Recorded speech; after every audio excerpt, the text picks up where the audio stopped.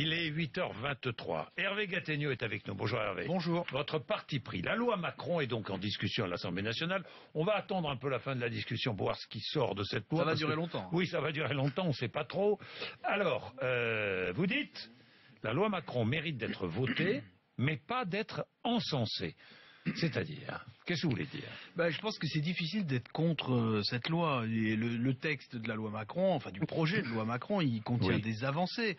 Tout le monde le sait sur le travail du dimanche, mais pas seulement. Il y a aussi les tarifs des notaires, les règles des plans sociaux, le recouvrement des petites créances, des limitations sur les retraites chapeaux. Bon, le développement du transport par autocar, qui va être utile pour beaucoup. Il y a beaucoup de régions, il n'y a plus de train. Il faut être clair, Jean-Jacques.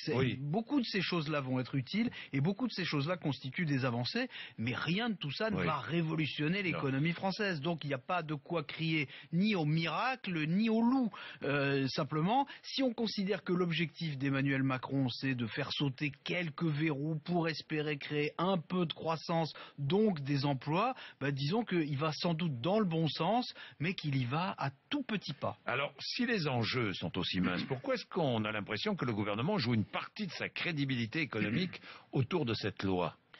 Parce que François Hollande et Manuel Valls ont assez largement échoué jusqu'ici sur les sujets économiques, mais là, ils ont été assez habiles au fond pour faire croire que ce texte c'est l'enjeu d'une grande bataille entre les anciens et les modernes, entre ceux qui veulent rénover l'économie et ceux qui défendent les situations acquises.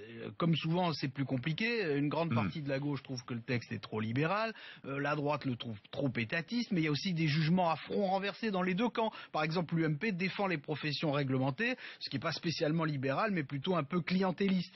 Donc je dirais qu'en vérité, la loi Macron, elle a plus vocation à donner le tournis qu'à constituer un tournant. Est-ce que les fameux frondeurs de l'aile gauche du PS ne vont pas essayer d'en faire un enjeu pour peser sur la ligne du gouvernement, notamment sur le travail du dimanche?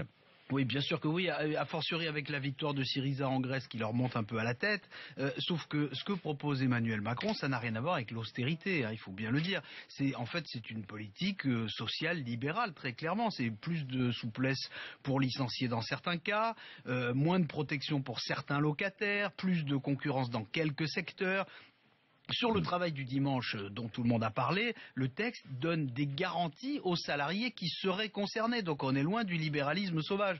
Mais le problème c'est que comme il a tous les réacs de droite et de gauche face à lui, Emmanuel Macron il n'a pas tellement de mal à passer pour un grand rénovateur. Cela dit, il faut quand même observer ceci. Il a présenté sa loi devant une Assemblée nationale presque vide. Donc dans son discours il a parlé d'un nouveau souffle sur l'économie.